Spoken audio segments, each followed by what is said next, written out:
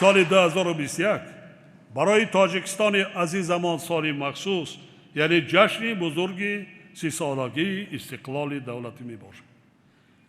با مقصد استقبال سزاوار این سنه مقدس تاریخی، با قرار حکومت مملکت نقشه چهاربینی‌های آبادانی و سازندگی قبول گردیده است.